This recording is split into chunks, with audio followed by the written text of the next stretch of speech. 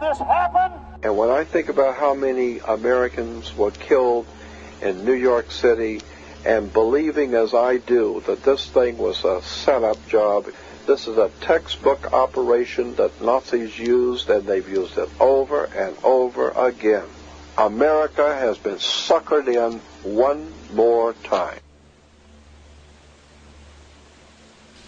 I don't have to tell you things are bad. Everybody knows things are bad. The dollar buys a nickel's worth. Banks are going bust. Shopkeepers keep a gun under the counter. Punks are running wild in the street, and there's nobody anywhere who seems to know what to do, and there's no end to it. We know the air is unfit to breathe, and our food is unfit to eat. We sit watching our TVs while some local newscaster tells us that today we had 15 homicides and 63 violent crimes, as if that's the way it's supposed to be. We know things are bad, worse than bad. They're crazy. It's like everything everywhere is going crazy, so we don't go out anymore. We sit in the house, and slowly the world we're living in is getting smaller, and all we say is, please, at least leave us alone in our living rooms. Let me have my toaster and my TV and my steel-belted radios, and I won't say anything. Just leave us alone. Well, I'm not going to leave you alone. I want you to get mad. I don't want you to protest. I don't want you to riot. I don't want you to write to your congressmen because I wouldn't know what to tell you to write. I don't know what to do about the depression and the inflation and the Russians and the crime in the street. All I know is that first, you've got to get mad. You've got to say, I'm a human being. God damn it. My life has value.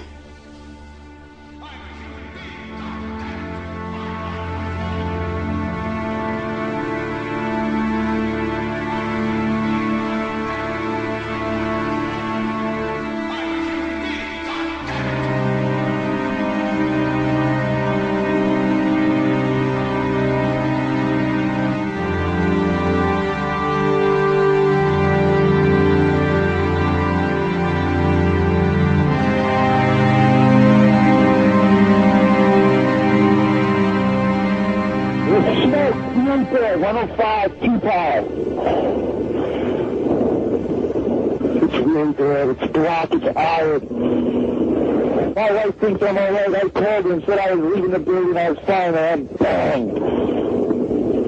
It's the three of us, 2 broken windows. Oh, God! Ah!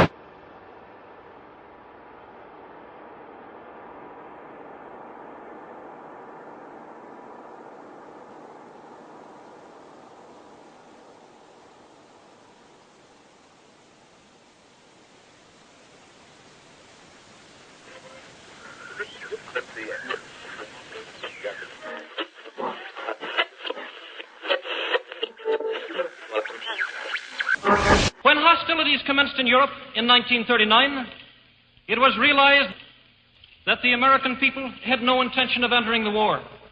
But they believed that this country could be enticed into the war in very much the same way that it was enticed into the last one. They planned, first, to prepare the United States for foreign war under the guise of American defense. Second, to involve us in the war step by step without our realization. Third, to create a series of incidents which would force us into the actual conflict. These plans were, of course, to be covered and assisted by the full power of their propaganda. Our theaters soon became filled with plays portraying the glory of war. Newsreels lost all semblance of objectivity, and they have used the war to justify the restriction of congressional power and the assumption of dictatorial procedures on the part of the President and his appointees. A fear campaign was inaugurated. We cannot allow the natural passions and prejudices of other peoples to lead our country to destruction.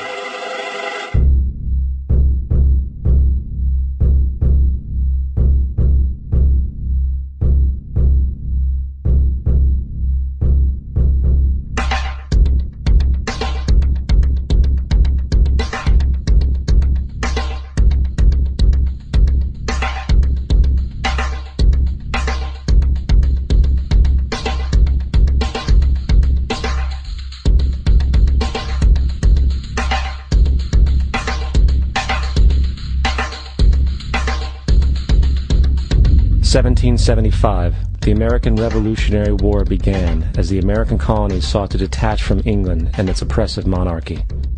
Though many reasons are cited for the revolution, one in particular sticks out as the prime cause: that King George III of England outlawed the interest-free, independent currency the colonies were producing and using for themselves, in turn forcing them to borrow money from the Central Bank of England at interest, immediately putting the colonies into debt.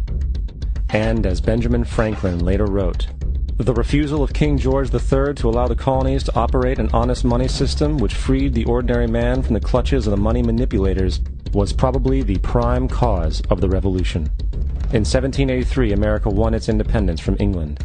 However, its battle against the central bank concept and the corrupt, greed-filled men associated with it had just begun.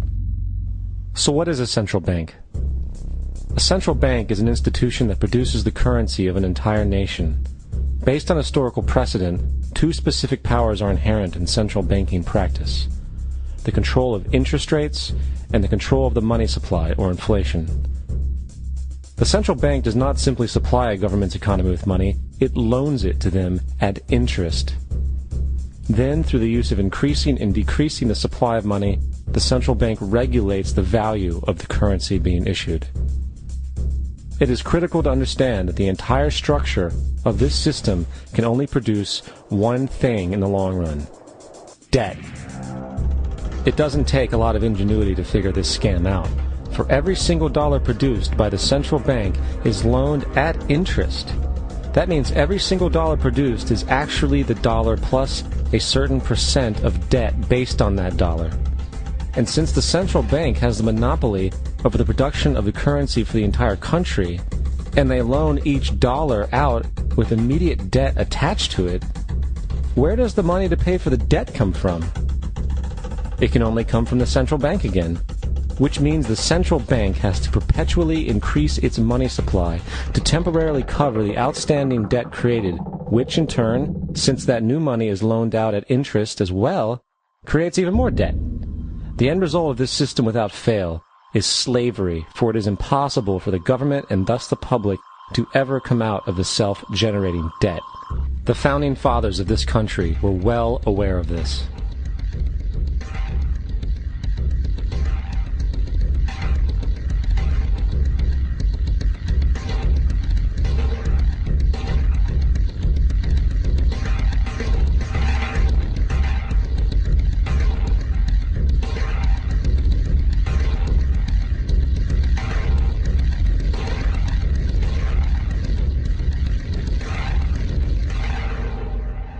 By the early 20th century, the U.S. had already implemented and removed a few central banking systems, which were swindled into place by ruthless banking interests. At this time, the dominant families in the banking and business world were the Rockefellers, the Morgans, the Warburgs, the Rothschilds. And in the early 1900s, they sought to push once again legislation to create another central bank. However, they knew the government and public were very weary of such an institution, so they needed to create an incident to affect public opinion. So, J.P. Morgan, publicly considered a financial luminary at the time, exploited his mass influence by publishing rumors that a prominent bank in New York was insolvent or bankrupt. Morgan knew this would cause mass hysteria, which would affect other banks as well. And it did. The public, in fear of losing their deposits, immediately began mass withdrawals. Consequently, the banks were forced to call in their loans, causing the recipients to sell their property, and thus a spiral of bankruptcies, repossessions, and turmoil emerged. Putting the pieces together a few years later, Frederick Allen of Life magazine wrote, "The Morgan interests took advantage to precipitate the panic, guiding it shrewdly as it progressed." Unaware of the fraud, the Panic of 1907 led to a congressional investigation headed by Senator Nelson Aldrich, who had intimate ties to the banking cartels and later became part of the Rockefeller family through marriage. The commission, led by Aldrich, recommended a central bank should be implemented so a panic like 1907 could never happen again. This was the spark the international bankers needed to initiate their plan. In 1910, a secret meeting was held at a J.P. Morgan estate on Jekyll Island off the coast of Georgia. It was there that the central banking bill called the Federal Reserve Act was written.